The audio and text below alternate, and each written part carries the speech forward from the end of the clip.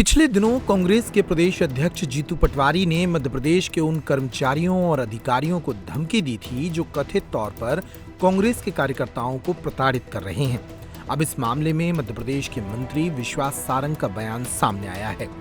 विश्वास सारंग ने कहा कि ऐसी ही धमकी 2023 के चुनाव के पहले कमलनाथ और जीतू पटवारी ने दी थी। तब अधिकारियों की लिस्ट भी बनाई गई थी, लेकिन वे खुद ही विधानसभा नहीं पहुंचे। इस तरह की धमकियों से प्रदेश की जनता और अधिकारी डरने वाले नहीं हैं। जीतू पटवारी के विरुद्ध कार्रवाई होगी। उन्होंने मीडिया से बातचीत करते हुए प्रदेश में अवैध मदरसों पर चल रही कार्रवाई को भी जायज ठहराया। मध्य प्रदेश में भारतीय जनता पार्टी ने नए प्रदेश अध्यक्ष का ऐलान कर दिया है। हेमंत विजय खंडेलवाल को प्रदेश अध्यक्ष बनाया गया है। ऐसे में कांग्रेस ने उनसे कई सवाल पूछे हैं। कांग्रेस के प्रवक्ता मिथुन अहिरवार ने भोपाल में एक प्रेस कॉन्फ्रेंस के दौरान प्रदेश में बिगड़ती कानून व्यवस्था पर सवाल उठाए हैं। उन्होंने कहा कि नए प्रदेश अध्यक्ष इस मामले को संज्ञान में लें और सरकार से बात करें। उन्होंने कहा कि सरकार के हाथ बंधे हैं और प्रदेश में अपराध बढ़ रहा है। एसपी जो है वो कांग्रेस हर समय नौकरशाही पर, कर्मचारी अधिकारियों पर दबाव बनाकर माइक नीचे कर लो यार, अपने काम कराने की मानसिकता से इस तरह की बातें करती है। पिछली बार कमलनाथ जी और जीतू पटवारी जी ने लिस्ट बनाई थी, क्या हाल हुआ? खुद भी नहीं पहुंच पाए विधानसभा में। मुझे लगता है कि इस तरह का एरोगेंस, इस तरह का घमंड, ये लोकतंत्र में परमिसिबल नहीं है। मोबाइल पर, स्पीकर फोन पर बात करना, अधिकारियों के साथ बदतमीजी करना और उसको वायरल करना, झूठी बातें करना। अभी याद नहीं आपको, एक मामले में उन्होंने झूठा बातें जनता के बीच में प्रकट की और कहा कि किसी व्यक्ति को मल खिलाया गया। उसके बाद भी समझने को तैयार नहीं है। मैंने फिर कहा, और मैं पहले भी कह चुका हूं, अभी भी कह रहा हूं कि पिछली बार लिस्ट बनाई थी तो दहाई में मुश्किल से पहुंच पाए थे। इस बार लिस्ट बना रहे हो तो केवल और केवल इकाई में ही रहोगे। कांग्रेसियों समझो, दादागिरी की राजनीति नहीं चलती। इस तरह का कोई भी अवैध यदि काम होगा तो वो परमिसिबल नहीं है, उसके खिलाफ कार्रवाई की जाएगी। हमारी सरकार पहले भी कह चुकी है कि केवल पैसा ऐंठने के लिए यदि मदरसे चलाए जा रहे हैं तो वो नहीं चलाए जा सकते हैं। उसमें कोई अवैध काम नहीं हो सकता। इसकी जांच होगी और जो जांच में दोषी होंगे उन पर कार्रवाई। छिंदवाड़ा में एक मामला है। सबसे पहले तो मैं बताना चाहूंगा, ये हमारे हाथों में रस्सियां क्यों बंधी हैं, ये किस बात का प्रतीक है? हाथ जोड़े हुए हैं लेकिन रस्सियां बंधी हुई हैं, कर कुछ नहीं सकते। ये हमारे मध्य प्रदेश की सरकार है। कोई भी इनसे बात पूछिए, कोई भी इनसे चर्चा करिए, खासकर जो मध्य प्रदेश के गृह मंत्री हैं, मुख्यमंत्री हैं, जब इनसे कानून व्यवस्था की बात आती है हाथ जोड़ लेते हैं। ऐसा प्रतीत होता है कि हाथ बंधे हुए। परिवारवाद के प्रतीक इनके नए अभी भारतीय जनता पार्टी के प्रदेश अध्यक्ष बने हैं।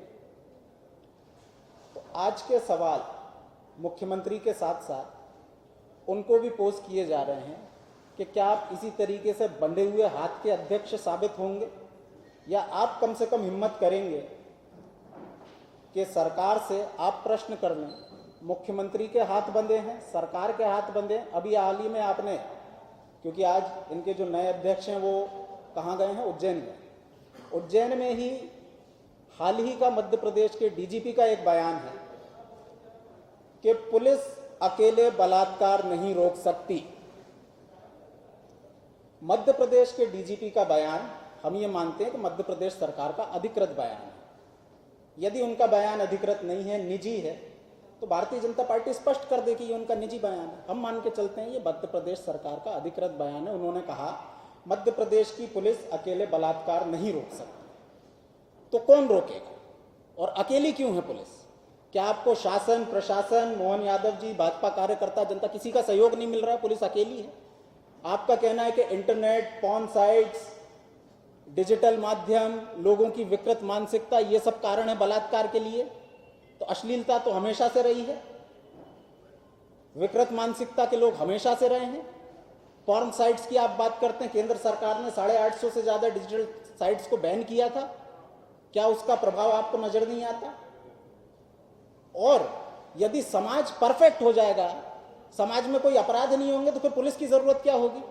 पुलिस इसीलिए है ना कि इन सब चुनौतियों के बाद आपसे उम्मीद करते हैं कि आप ये सब करें। एक बात ये, तो भाजपा के नवनियुक्त प्रदेश अध्यक्ष क्या इसी तरीके से हाथ बंधे हुए डमी अध्यक्ष साबित होंगे? ये प्रश्न है। दूसरा, मध्य प्रदेश में 2023 में मध्य प्रदेश के उप मुख्यमंत्री, उनका ये बयान आया, उन्होंने मध्य प्रदेश माल एवं सेवा कर संशोधन विधेयक में ऑनलाइन जुआ सट्टा खेलों पर 28% जीएसटी के प्रावधान को सदन में पारित किया गया उनके द्वारा। तब भी विपक्ष ने इसका विरोध किया था और अब इसके दुष्परिणाम सामने आने लगे हैं। आपको याद होगा उप मुख्यमंत्री जी देवड़ा जी ने क्या कहा था? उन्होंने कहा था कि ऑनलाइन गेम जैसे बेटिंग, उनको कोट कर रहा हूं मैं, उन्हीं का बयान है, ऑनलाइन गेम जैसे बेटिंग अर्थात सट्टा, जुआ, लॉटरी, हॉर्स रेसिंग, कैसीनो जैसे ऑनलाइन गेमिंग मनी का प्रचलन बढ़ा है। इसका समाज पर विपरीत प्रभाव पड़ रहा है। ड्रीम 11, तीन पत्ती, daily rummy, Indian poker game, जंगली रमी आदि में बड़ी राशि लगाकर ये ऑनलाइन गेम खेले जा रहे हैं और ऐसी राशियों पर सरकार को टैक्स भी नहीं मिल पा रहा है। इन सब गतिविधियों को हतोत्साहित करने के लिए इनको जीएसटी में के दायरे में लाया जा रहा है। तो मतलब आप ऑनलाइन गेमिंग को हतोत्साहित करने के लिए उसको लीगलाइज करके उस पर टैक्स वसूल रहे हैं। यह आपका हतोत्साह है। हतोत्साहित करने के बजाय ये प्रोत्साहित होते जा रहे हैं। दुष्परिणाम क्या सामने आए? अभी हाल ही में आपने इंदौर का एक मामला सुना होगा। 50,000 रुपए के बदले अपनी पत्नी को दोस्तों के पास गिरवी रखवा दिया गया। हमारी सरकार यूं हाथ जोड़े रही, क्यों नहीं आपके कानून ने मदद करी? अब्दुल्लागंज में एक बैंक कर्मी ऑनलाइन गेम में फंसने के बाद उसने फांसी लगाकर आत्महत्या कर ली। उसने 4 पेज का सुसाइड नोट छोड़ा जिसमें 48 घंटों में ऑनलाइन गेम के कारण घटनाओं से उससे परेशान होकर आत्महत्या करने की बात लिखी। उसने ये बताया अपने सुसाइड नोट में कि कैसे ये डिजिटल एप्स आपको ट्रैप करते हैं।